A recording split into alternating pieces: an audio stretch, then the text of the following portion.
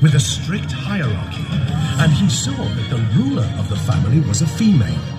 The young males will hunt, working together to flush out hidden prey, sometimes diving from the air or running on the ground. The females will deliver the final blow to the prey. Then they feast. Wow. Ladies first, of course.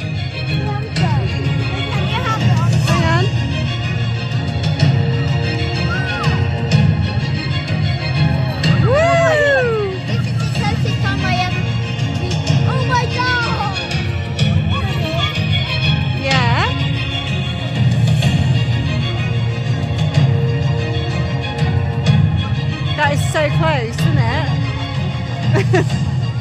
Hobby admired their speed and agility, their dark brown plumage, the white bar along the tip of the tail feathers, and their long legs that had Look at very that. tough